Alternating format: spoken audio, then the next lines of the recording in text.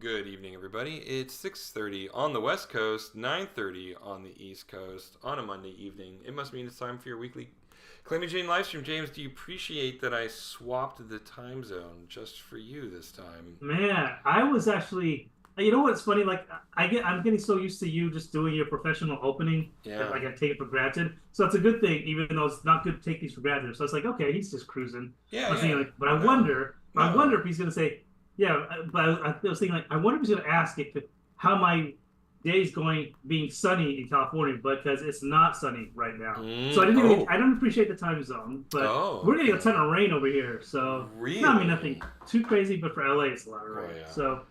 No, we're Really, finally emerging from the sub-freezing temperatures over uh, here. ooh, Which I'm kind of sad about because you know me, I love the cold. So I was kind of happy about it. And I guess on like Wednesday or something, we're supposed to be back up into the mid 60s.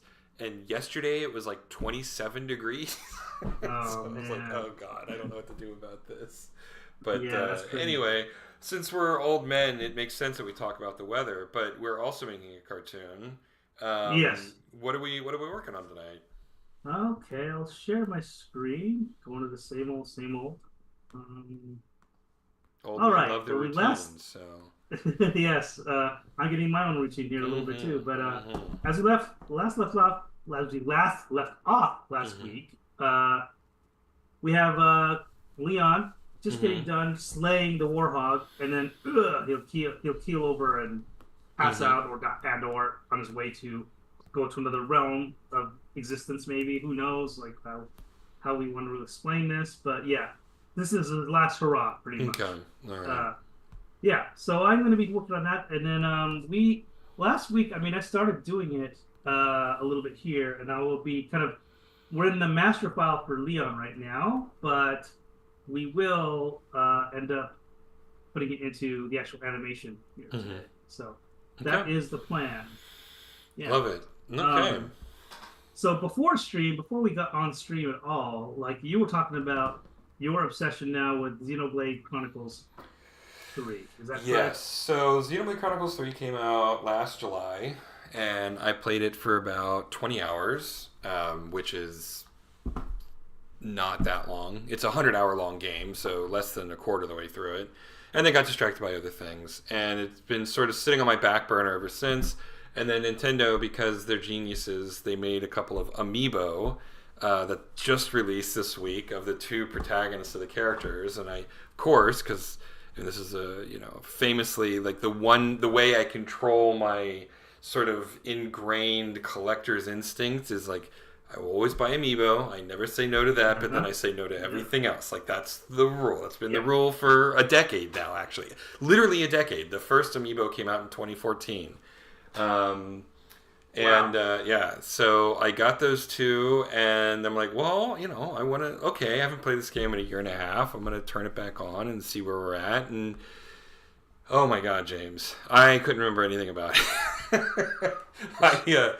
It had been so long, and the thing about the Xenoblade Chronicles franchise, two things. One, it's very, very story driven, and they actually, by video game standards, have very high quality stories, but they're very long, lots of very long cutscenes, and also the combat mechanics, just the number of game systems in the Xenoblade Chronicles, each one is just overwhelming. Mm. So I turned the game back on and had no idea what I was doing. I'm like, okay, I got to start over. So I mean, I didn't start from scratch. Mercifully, the game like saves all the cutscenes that you've unlocked, so you can just kind of rewatch the cutscenes.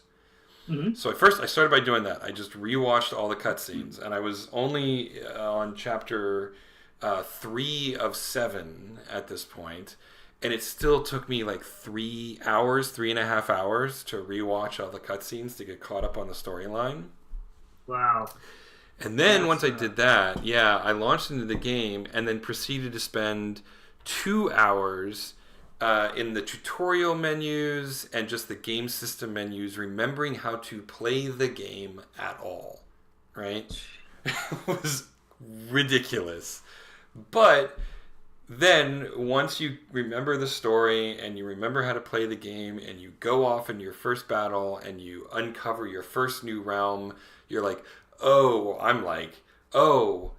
now I remember why the Xenoblade Chronicles franchise is my favorite JRPG of all times. And so yeah, so now I was at 20 hours and I'm at 35 now. So I put in an extra 15 hours back into it. It certainly helps that I lost my job last week. So, after I run out of jobs to apply for, I just, whatever, I'm going to play Xenoblade Chronicles. That's a good way to go. Just reward yourself with, because you're doing work, but you're just not getting paid for it. Right, exactly. So, but now I'm back into it. And, I mean, we were talking about this on Sunday, how I wasn't sure where, for me, it fit in the overall, rankings, I guess, of the previous 3 games. And I don't know, man. Right now, I'm thinking it's my favorite. Wow. So So just to kind of catch up for me, yesterday when we have our offline meeting, we'll talk about Calamity Jade stuff. We'll talk video games, of course. And you were at that time saying that Xenoblade Chronicles 2 was still my favorite. Was a star of the trilogy so far. Yeah. But now that has changed. Between yesterday morning and today, something changed. Something clicked, huh? Yeah, it's just the characters are. I rarely say this with a video game. I am completely enraptured with the storyline. I give a shit about these characters. I care where it's all going.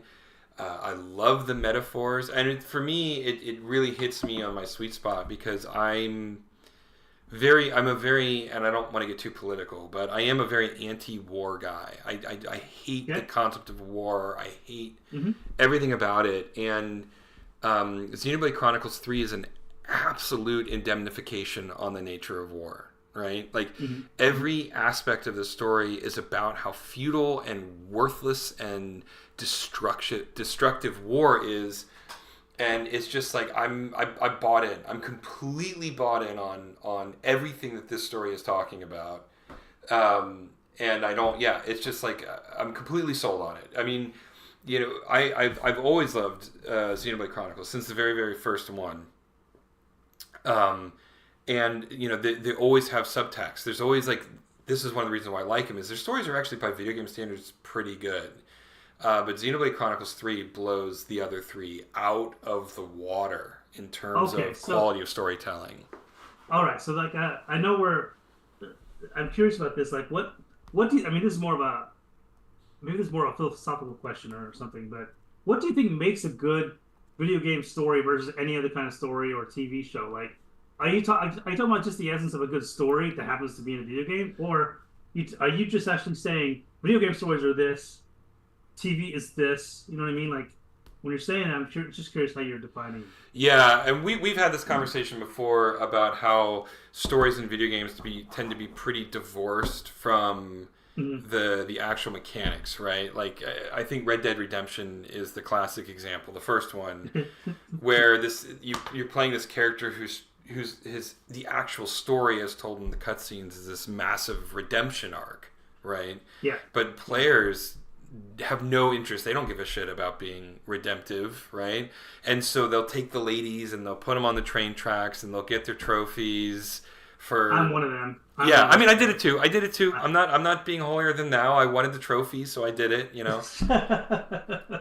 But it completely undermines, for me, the fact that the player can completely go off the rails and betray the pathos of the story, right? It creates that disconnect between... Yeah. I love to call... A friend of mine called it this before because... I mean, again, this is what I love about video games is I love to be a troll about this stuff. I tell you these strange stories all the time. In Fire Emblem Awakening, I did I took the dancer character and made it the most powerful character in the game, for example. But or in what is it, Elden Ring, making sure I go out with no armor and just running around with the underwear on, and you're in the midst of this medieval setting, and it makes and what he called it was immersion breaking, and I love that term because that's what it is. I love to immersion break in video games like that, Mm-hmm. where you are John Marsden and you're Mm-hmm. trying to redeem yourself, but yet, oh yeah, I'm gonna take this girl and put her on the train track, and Mm-hmm. and then you go back in the cutscene as if nothing, like you are completely divorced from what you are doing as a game player versus, and I love that. That's what makes video games fun because okay, it's time for serious time again. Let's go back to the cut story, the cutscene, you know. So Yeah. it's interesting that you're saying because you are a stickler for this stuff when Yeah. it comes to games, right? Yeah. So yeah, And Xenoblade Chronicle 3 handles it pretty good. The huh? the number of times other characters call out our protagonists are like, get off your high horse. You sit there and you claim, right, that you're this holier than thou, like we abhor war, we're just trying to end all of this. We didn't choose our fate. But you still murder everybody in your path, right? And it's like the Yeah. fact that like these other characters, like, no, you did this horrible thing. You did this. You claim to be this anti-war, like we just want it all to stop. We're just trying to bring peace to the world. Characters, but it doesn't stop you from killing everybody on your path, And there is like there has been a couple of really cool cutscenes where the characters they're confronted with this and they go, oh shit, like this is true. Like, are we doing the right thing? Are we just a part of the problem, right? And Yeah. the internal conflict with the characters and are we doing the right thing? And you know, where do you draw the line on what you're doing is for the greater good and what you're doing is just is just performative, right? And I think that the game, not I think, I know that the game is taking the perspective that these characters they're walking the line, but they're walking it correctly, right? Okay. Yeah. Um, but it doesn't change the fact that the game does acknowledge that these characters are going around and basically murdering everything in sight, right? Hmm. Honestly, it feeds into the larger metaphor of the game, which is like there really aren't true heroes and villains. Everybody exists somewhere in the spectrum of the gray, right? Hmm. Hmm. And the game does a really good job of representing that. And I mean, like my favorite metaphor in the whole game, honestly, and it's overwrought, but it's also really good. The different armies are like sort of supported by these giant mechs. It's a Japanese RPG, right? It's a JRPG, so Hmm. there's got to be giant mechs in it. And these giant mechs have basically vacuum cleaners that suck in the life force of dead soldiers to feed the troops, right? I mean, in a very literal sense, the human warriors, the human soldiers are the ones that feed the war machine. I mean, it is Yeah. such an So it's a metaphor. overt visual metaphor, but it's so good. It's so good. Hmm. Um, and the heroes, one of their objectives is to go to each of these war machines and destroy the machine, right? Okay. And I don't know, man. We've talked about this on the podcast. I very rarely get bought in on video game stories. Very rarely care. I am 100% bought in on the story of this game. I'm curious about where it's going. And because it's the Xenoblade Chronicles franchise too, which is very steeped into parallel universes and parallel dimensions, which I know is overplayed, but they've been doing it since before Marvel ruined it all for everybody. But there is some sort of parallel timeline, parallel dimension kind of storytelling going on that they haven't resolved yet. And so like there is this mystery that I haven't figured out yet, which is also really exciting. Because usually video games are so poorly written, you're just like, well, I know what the answer to this is already like 2 minutes into it, right? Like for me, Batman Arkham Knight is a fun game. We've talked about it, so I don't want to belabor the point too much. But I knew 5 minutes into the game who the Arkham Knight was. Like it's like, oh, okay, I know exactly who you are. This is not even hard, you know. Yeah. Anyway, so yeah, it's and then also like I'm talking a lot about the story, but I mean it's also got all the amazing stuff that I always have loved about the Xenoblade Chronicle franchises. These massive worlds of impossible scale that are just fun to look at and walk around. The amazing visual design of everything, and really, really complicated, but if you're willing to overcome the hurdle of the complication, really rewarding, fun combat systems, right? Mm-hmm. Mm-hmm. So, but yeah, so anyway, yeah, so that's what I've been lost in the last week or so. So I have a question for you, because of course, being a gamer troll that I am, please troll away. So you're talking about the story. You're talking about how you're most immersed in it. So on these cutscenes. So once I have control of the main character, can I not just go into town and just start trolling again, just like you normally can? Can I go and just run into a wall and just keep running into the wall after a serious conversation? I mean, yeah, you know what I mean? I'll do anything to troll a game myself for my own pleasure. My own giddy 8-year-old pleasure, just to go, hey, I'm running into a wall for fun.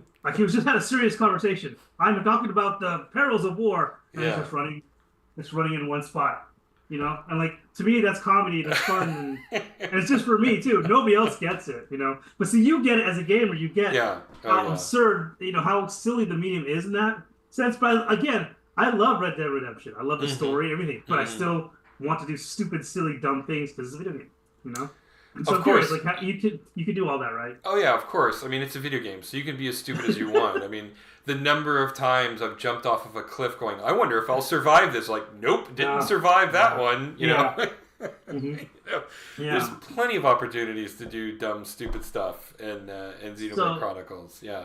So it sounds to me like what resonates with you is just the story itself. The theme of the story itself is what. Because every video game has that same commonality. You can all troll in every single one of them. But for whatever reason, this story has captured your imagination to such a degree that you are now considering it. Where would you put it now in the grand scheme of things for a JRPG? Is it on its way to being... I mean, in the JRPG scale in general, I mean, honestly, right now, it's my top 3 JRPGs right now, and I haven't even beaten it yet, but it's Dragon Quest VIII and these are not in any particular order. These are just Dragon Quest VIII, I think Xenoblade Chronicles 3 right now, and Persona 5. That's another one. I'm just really? These are all recent. They're all two of them are. Two of them are really recent, but. Dragon Quest VIII I think is still probably my favorite JRPG of all time, and it's going to be really hard to beat Dragon Quest VIII because every aspect of that game was kind of perfect. But yeah, I mean, in terms of, and maybe it's just that they're too new, and when the dust settles, things will shift again. But yeah, I mean, I paused on Persona 5 to go back to Xenoblade Chronicles 3, but it wasn't because I was bored with it. It was because I bounce around a lot, right? But I've already put in almost 40 hours into Persona 5, so it's not like this is, a passing fancy for me, and I will absolutely go back to that once I've kind of gotten Xenoblade Chronicles 3 through my system. But yeah, I mean, in terms of JRPG, those 3, I mean, if they're not the top 3, they are all 3 of them easily in the top 5. Yeah. So, but what about you? Where you stand on JRPGs? I'm trying to think, what are considered the classic ones? Because I never played Final Fantasy VII, so a lot of people I think would put that up on the list. Yeah. So I can't disagree or agree. I'm okay. I mean, everybody seems to revel. I mean, they revere that one. I'm with you. I'm really enjoying Persona 5 Royal right now.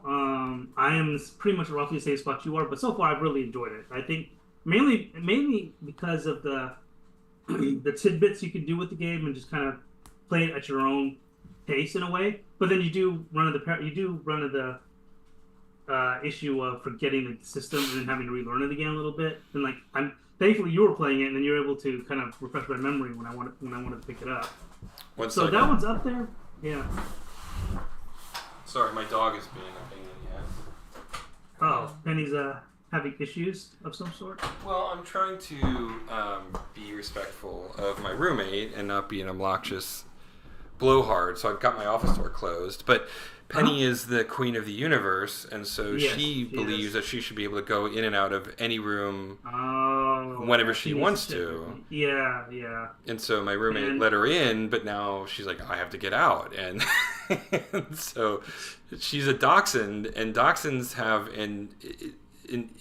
just an absolute unbreakable, indomitable will to get their way. So they are the most stubborn animals on the face of the planet. And so it's better to just acquiesce to Penny's demands than it is to try to fight her on it, because she will yeah. always win. Well, as she should though. She's the True. cutest True. thing ever. So of course. But anyway, yeah. So you haven't played 7, and 7 is great. I'm not going to deny it. I mean, it's in my top 10, but it's not really Oh, my favorite. Final Fantasy VII is in your top 10. You say? Mm-hmm. Mm-hmm. It's a Okay. classic. It's an absolute classic. Huh. Okay. Yeah. Eventually, I mean, one of these days I'll get around to playing it. But now the problem is they released so many remasters and versions of Yeah. it. I don't even know which one to play. Do I play the original I will be clunky honest. one? Yeah, I haven't played. I can't speak to the remake, right? But the remake basically it takes some of the character designs and the story, and then that's it. Everything else is different about the remake. Okay. I Yeah. So I that's would weird to recommend, me. and it's super cheap too. I would just download it on your Switch. Just download 7 on your Switch, and just experience it the way it was originally intended, right?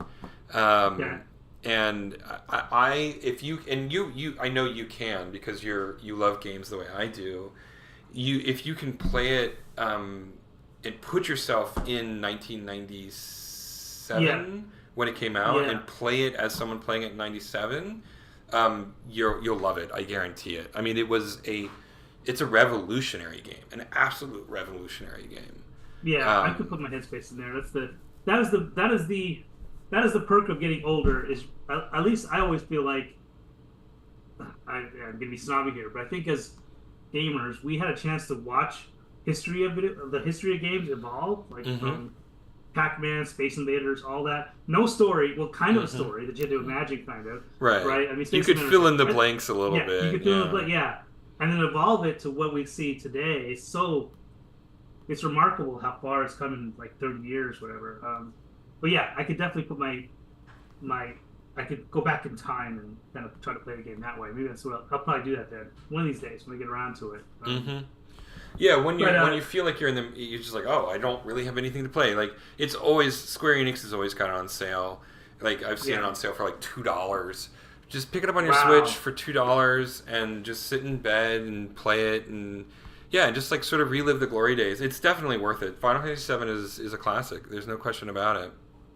So and then to answer the rest of the Yeah. JRPGs, you know what's funny? The one that always sticks out for me is the jump from Final Fantasy One in the US. Mm-hmm. I'm talking the US version. Mm-hmm. So Final Fantasy One, there's not really any personalities. You pick your character classes and everything, and you go around, and then the story is outside of your character, and you have to just live in that world, right? Mm-hmm. When they introduced Final Fantasy Two in the US on the Super Nintendo, I still remember some of the characters like Edge, Mm-hmm. Rydia. Mm-hmm. Those Mm-hmm. characters still to this day stick out to me like, oh yeah, was his name Kane or Kage? Kage? I think I it don't know, the was one that did Cage. Trump. I mean, that's the way I Yeah, always pronounced it, but yeah, I don't. yeah, I could. Yeah, the one Kage that did is how you would the, pronounce it in Japanese, so that's okay, probably the okay. right answer. Yeah, but his dragon jump Mm-hmm. attack, all the Medio from Rydia, she became the most Mm-hmm. powerful character in the whole game. Something about that game still resonates with me as one of my favorite one of my favorite JRPGs of all time. And Persona 5 isn't that one yet. But then you know what it is the challenge is then you're a kid playing it, so you have certain kind of memories and fuzzy warm blanket Yeah, of feels for course, certain games of that course. can't be matched. But yeah, so those are two, and I can't even think of a third one right now. I can't even think of Hmm. another JRPG that I played. I played Dragon Warrior 1 and 2. They're Mm-hmm. okay. Well, I mean, Yeah, Dragon Quest for me didn't start getting good until 4. I know a lot of mhm, people love Dragon Quest 3, but I didn't. I actually didn't like 3 that much. Although when the Dragon Quest 3 HD remaster finally comes out, which is if you know Octopath Traveler, they're taking mhm. that visual 2D 3D style and they're Okay. applying it to Dragon Quest 3. I'll definitely jump in and give that another go. Mm-hmm. But for me, I didn't like. I like Dragon Quest One a Mm-hmm. lot. I got most of the way through Dragon Quest Two, but the grind just got so bad. It was too hard. And then I hated the job slash class system of Dragon Quest Three so much. Like I don't know, about 20 hours into it and I couldn't get any farther. But then Dragon Quest Four comes out. If you haven't played Dragon Quest Four, find like the DS version if you can. I think it's actually available on cell phones. Play Dragon Quest Four. It is just an amazing storyline. Easily, Dragon Quest Four is easily in my top five, maybe definitely in my top 10, probably in my top five. Okay. All right. And then Dragon Quest Five is also really good, not as good as Four. And Dragon Quest Six does some really interesting stuff. Dragon Quest Seven was fun, but way too big. It just took too long, and it got boring after a while. Mm-hmm. I'm a huge and we've talked about this. My favorite JRPG franchise is Xenoblade Chronicles, right? That is my favorite JRPG franchise. Dragon Quest is second, right? That's second place. It's Xenoblade Chronicles and then Dragon Quest are my two favorite franchises, JRPG franchises. And so I'm a little biased in that regard, but yeah, definitely check out Four. Dragon Quest Four is a phenomenal game So if you can find it. this is another thing that's kind of that I always wondered about. So I called them Dragon Warrior 1 and 2. Did they change the name to Dragon Quest and update it? No, Or it was what always happened? Dragon Quest. It was only. Did I not? Did I misremember what the name was? Was it? I thought it was Dragon Warrior for some reason. On the original NES up through 4, it was Dragon Warrior, but Okay. the name was always Dragon Quest in Japan. Okay. They because again in the early days of video games, marketing people were afraid that Americans were dumb or easily distracted, which is true, but they were afraid if they released something called Dragon Quest, it would be boring. Like, why would I quest for a dragon? That doesn't make any sense, right? Yeah. And so they changed it to something more dynamic, right? Dragon Warrior. Oh, you're either fighting a dragon or you're a warrior that is part dragon or whatever, right? They just wanted something a little bit more American, right? So, Yeah. Okay. All right. and so they changed it from Dragon Quest to Dragon Warrior. And then eventually they dropped the pretense and, just went back to Dragon Quest. But up through Dragon Quest 4 in the States, it was called Dragon Warrior. Okay. All right. So yeah. So I've had a couple of JRPGs under my belt. Mm-hmm. But yeah. None of them really. Again, the one that's resonated the most with me so far is Final Fantasy 2 and That's a good one. Which Persona, is, and Persona 5. yeah, Yeah. 2 is, obviously Final Fantasy 4, right? Mhm. They actually didn't release Final Fantasy 2 or 3 in the States until years Yeah. later. Yeah. Final Um, Fantasy 3 is Final Fantasy 6. Is that correct? Yeah, Final Fantasy 3 is Final Fantasy 6. Yeah. In the US. Yeah. Mhm. Which, honestly, I didn't really get into. I mean, everybody loves 6. They think it's a classic. I don't know tried what to it do was. too. I never got into it. I don't know what it was, It's just one of those things. I've tried to play Final Fantasy 3/6 Mm-hmm. at least 3 times, and every single time I get like I remember the opening scene. I have it down to a science now. They're in their mechs, blah blah, blah, and she is like brainwashed, blah blah, blah. And I get to that waterfall raft scene and get outside the town, Mm-hmm. turn it off, and then I just never go back. I don't know what it is. It's always that same river rafting part with that some dude with a beard that's helping you or something like that. I can't remember now. It's been a while, but I do remember the general sketch of how the game starts out. And every time I just bail on it. And I wish I wouldn't because again, like what you said, a lot of people seem to really like it. So you never played it all the way through, or you did beat it? I never beat 6. Oh. No, I got to a point where it's just like I didn't want to deal with the grind anymore. I didn't care Okay. enough about what was going on. I didn't care enough about the systems, the game mechanics, or any of the characters to go on. And I can never remember which boss it is, but I hit some boss that I couldn't beat, and I was just like, I don't really want to grind enough to beat him, and so I stopped. But yeah, I mean, like the other ones that I love, and the longer I think about it, the more I'll get into it. But like Skies of Arcadia which is an old Dreamcast game. Oh, amazing JRPG. One of the best JRPGs I've ever played. So good. That actually might be in my top 3 now that I think about it. But I haven't played it since it came out, right? So I'm looking at it through very nostalgic lenses. If I played through it again, I don't know if I'd like it that much. But at least based on my memory, definitely in my top 5. Yeah. And then, there was some other one that I just thought of, and I can't remember off the top of my head. But there's a lot of great JRPGs out there. It's a really great genre that it remains unique. I mean, companies have tried to capture the essence of JRPGs to varying degrees of success, but I don't know. I mean, and I think just because it is a part of so much of I'm getting a little rambly here. I apologize. The thing that I get the sense of with JRPGs is they're very steeped in the culture of Japan, right? Almost all of them are.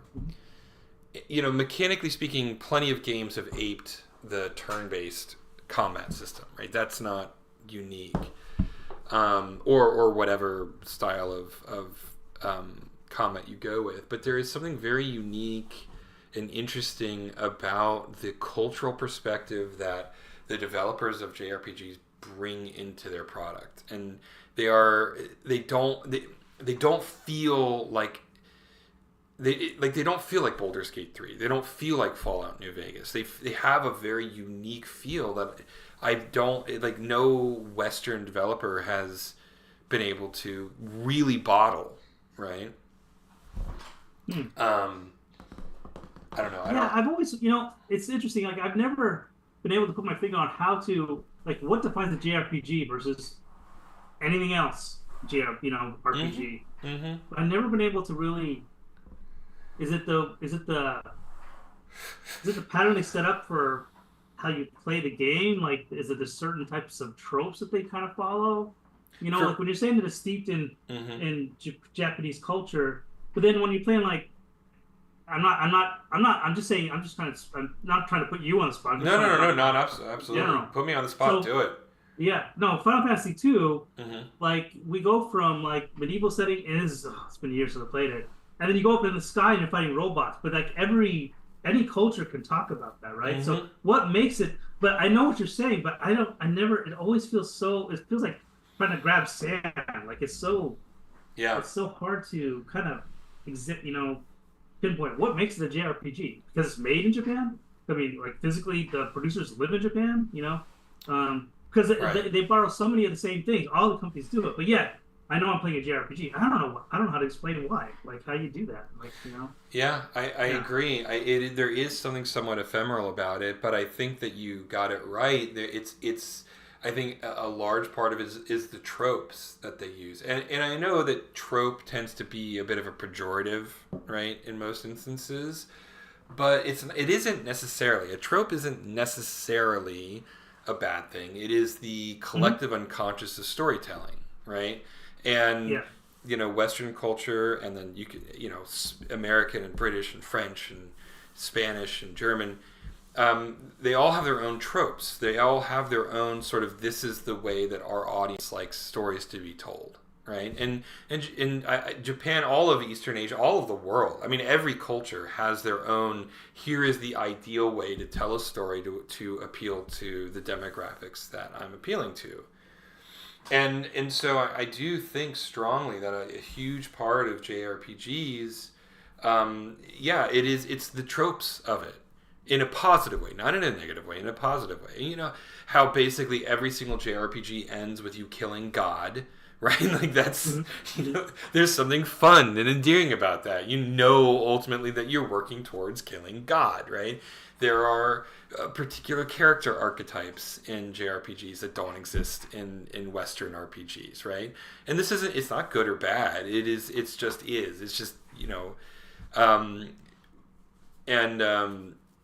and there's something very, when you take all of those different component cliches and those different component tropes and you mix it with a Japanese aesthetic and a Japanese UX concept, design aesthetic.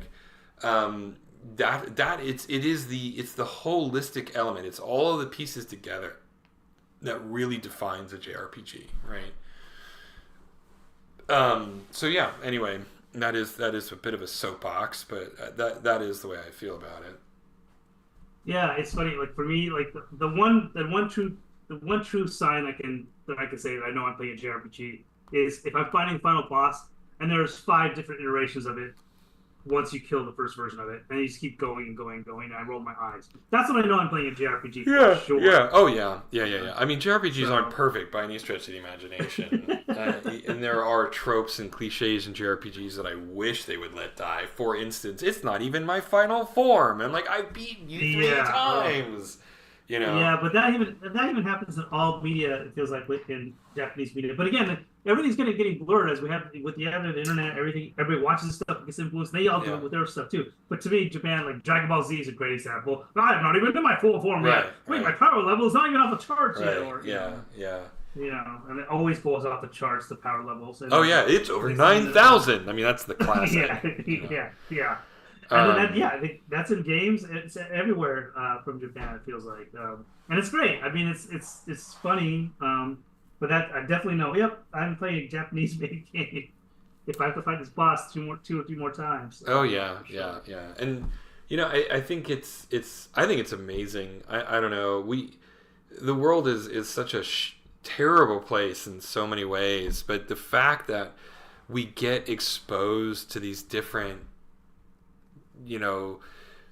concepts and best practices from all over the world is awesome. I love that one day I can turn on a Batman game, which is a uniquely American experience or Western experience. And Rocksteady's based in the UK, but a uniquely Western experience. But then the next day I can turn on something like Persona 5 and Xenoblade Chronicles 3 and get a very, very different experience. And I'm talking cross-genre here, but I mean, even if you stick within genre, right? Like, Batman feels like such a different experience than playing Bayonetta, even though they are squarely in the same genre, right? Like, Bayonetta plays so differently from Batman, and some of it is, is a design decision, but some of it is just the nature of the culture of where it comes from. I'm convinced of that.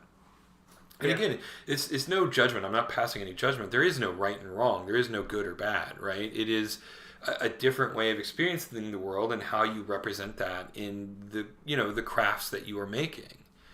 And it's just one of the beauties of creative endeavors is getting to experience different cultures, different interpretation of cultures. And I think games do that in really great ways in a lot of different ways. Yeah, for sure. So in that, 100% with you on that. Everything you said, pretty much. I'm totally get. I'm trying to think of any other JRPGs that I can even think of that. Super Mario RPG. Oh my god. Oh, Super Mario is an one. Absolute classic. Paper Mario, The Thousand Year Door is maybe one of the greatest JRPGs ever. Easily. It's hard to define what my top 3 is because the longer I think about it, I'm like, oh my god, how could I forget Paper Mario and The Thousand Year Door? That's like a classic, Super Mario RPG. I bought that the day of it came out, and I had beaten it within like 72 hours. Like, I couldn't put it down. I love that game so much, right? I couldn't like not keep playing it. I binged it like I binged a season of whatever, Stranger Things, I guess, or something. I mean, it is, and not all JRPGs are created equal. Final Fantasy IX, I thought, was one of the shittiest JRPGs ever made. And Quest 64 had some things going for it, but it was largely a terrible game. So it's not like JRPGs are just universally great, right? But within that specific genre, there are some indelible classics, right? Things that everybody needs to play, everybody needs to experience at least once. yeah. So with that being said, Xenoblade 3, you're in great. Xenoblade Chronicles 3, you're in great shape, and Persona 5 Royal, you were in Yeah, great shape. yeah.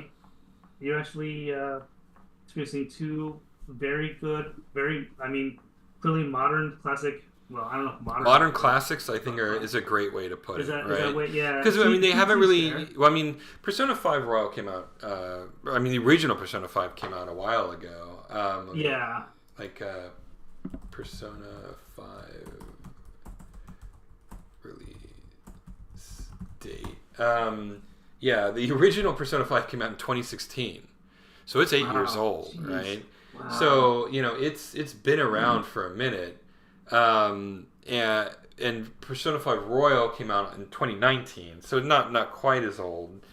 But it's still like I think modern classic, there is a distinction because it really let's sink back in 15 to 20 years, right, and see where it lasts.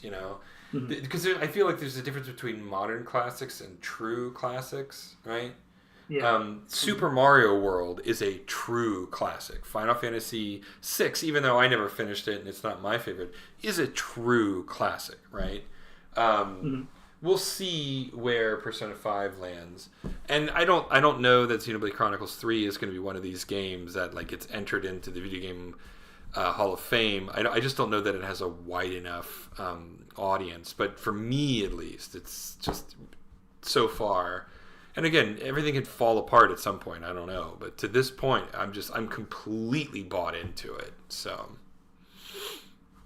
yeah, and eventually I'll dust off Xenoblade Chronicles 1 and Yeah. 2 on the Switch, yeah, and eventually I'll buy 3 when I get around to it. But knowing those games are 100 hours or so, Yeah. well, number 1 I think is a little bit less. Maybe if you just play the main, I think you know I'm talking about it. even Yeah, if you I drop have, all of the side quests, you're still looking at like a 70-hour commitment. Even if you just Yeah. power through the main storyline. Yeah, we didn't even get a chance to. I mean, we can talk about this next week. But I mean, for me, I'm playing this roguelike Oh yeah, deck building game called Slay the Spire. I am completely addicted to that game right now. So who knows when I'll come back to the JRPG. I can only live vicariously through you while you play them, and then I can kind of go, oh yeah, okay, cool. This is what I do. This is what I do for you. Go ahead. No, go ahead.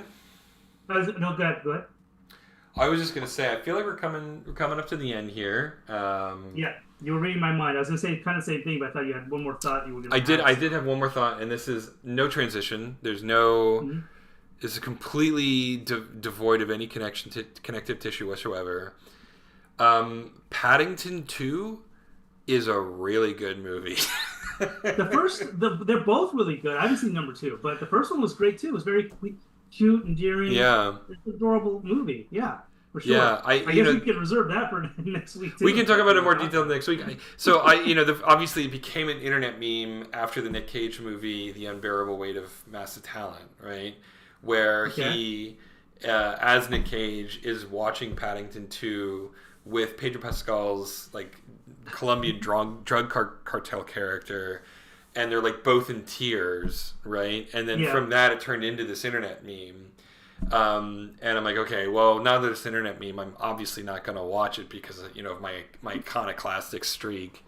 But then Paul F. Tompkins, who's one of my favorite stand-up comedian, was making a joke about what a great movie Paddington 2 was. I'm like, okay, I need to watch this. I need to watch it just so I have context, And so I watched it. Yeah, dog, it is a really good movie.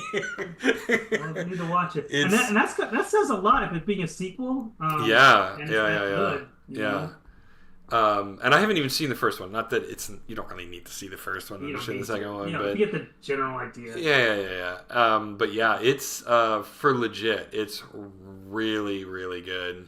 And I was like super surprised. I'm watching it going, oh, this is actually really great. Wow, and sort of angry at myself with how much I liked it. Before I can just tell you, even offline, but I was going to tell you, I don't know if you've seen Michelle Yeoh's new show on No, I haven't Netflix. yet. No, I haven't yet. Is it any good? You need to watch it. Yeah. You need to watch it. Okay. What's it called? It is something Sun, I think. Yeah, she doesn't she play like some sort of like a gang leader or cartel or Yeah, yeah, yeah. yeah. It is.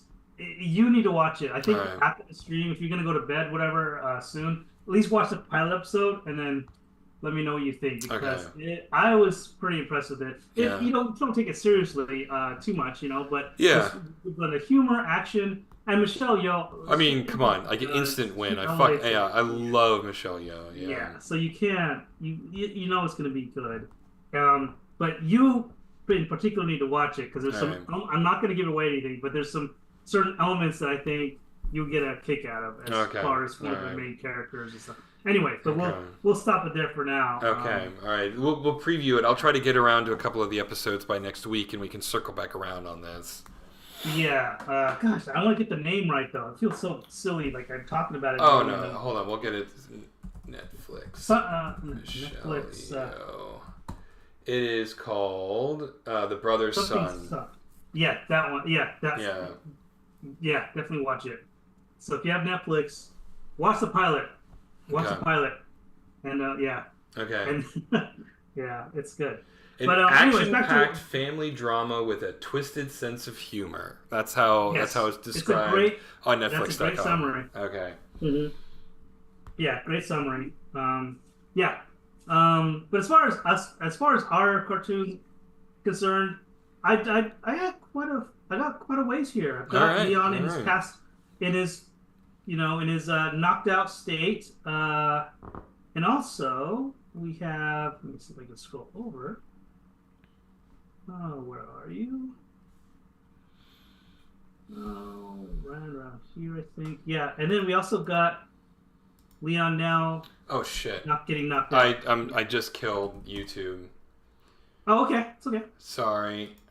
No worries. I clicked on the wrong thing. Yeah, we're done, I guess. Okay. And then we do this. Then we're good. All right. Sorry, but I accidentally hit X everybody. on it. Yeah, we're done. Shit. I've literally never done that before. It's okay, man. No worries. I don't even know how to get back to live. Here we go. Okay. All right. Yeah. We're still streaming apparently, according to this thing. So maybe people are still seeing it. Either way. And I was like talking over it, but yeah. The main thing is we got the Netflix plug in for that show, and Leon's got more work that's been done and wrapped up, and we're good. And we're good for more work that's been done and wrapped up, and we're good. So all good. More work that's been done and wrapped up. Yeah, it's pretty clear that we're still live. I have no idea how to get back to the stream. So all of the other oh crap, I closed the window. Oh, this is terrible. Oh, it's fun. It's still happening. It's still saying it's live. I don't know how to get back to the live feed, but we'll go ahead. In other words, we're going to be streaming for the next hour. And to figure out how to get back and hit stop. Yeah. No, I can't. Obviously, I can't stop until I can figure that out. Anyway, so since we're still here, we'll wrap it up there. I don't think I've completely lost the thread at this point. No worries. The thread pretty much was here's a poses for Leon, and he passes out. Okay. And we're good. And we'll resume next week. We're good. Excellent.